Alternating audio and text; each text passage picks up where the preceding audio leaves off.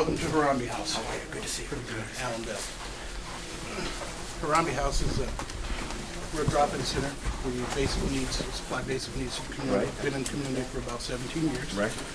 Social service arm of the agency Jane Boyd. Jane Boyd is an agency that's been in the Cedar Rapids community for over 85 years. Right. You're in a building right now that was the result of some very benevolent giving on the part of the community. We joined in with the Four Oaks, Eastern Iowa, and did a capital campaigns fund, which allowed us to double in capacity. The front building up here is about 92 years old. Right. We didn't do anything to it. It used to be an old firehouse. It's been a number of different things, very significant to the community. So we changed the inside a little bit, but we didn't do anything to the outside. And worked real hard at making sure that the new construction wasn't a neon sign, that it kind of fit in. And what goes on here? Well, we do a number of different things. We have, that'd be my office. You don't want to go in there. We do a number of different things. We do drop-in services, just basic needs. People come in for something as simple as to get warm in the winter and to get cool in the summer. We do a food bank that we screen for. It's the largest food bank in Eastern Iowa. We have a capacity of 20 people per day, 100 people per week.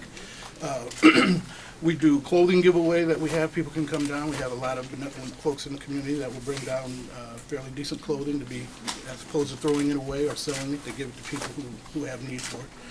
Once a week we do a bread giveaway. Folks can come in from the community and supplement their nutrition by getting bread stuffs and that kind of thing. And then I have 3 contract therapists who work very closely with the Department of Human Services. They work with kids and families who have been identified as being in need. Also, they work closely with the juvenile court office. That's great. Most of the work that they do is in the field.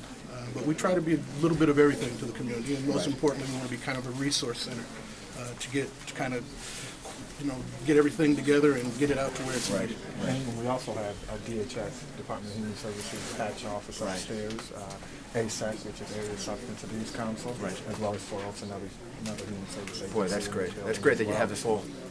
Yeah, the idea was to bring services that were traditionally underused or not used at all, central to the community. So how many people you serve? Last year we served about 6,000 people. Are they all basically around here, or? Basically around here we have 3 general catchment areas. This is the Wellington Heights neighborhood. Across Mount Vernon is the Oak Hill Jackson neighborhood, and then if you go across First Avenue where we just came from Hy-Vee, that's known as the Mountain neighborhood.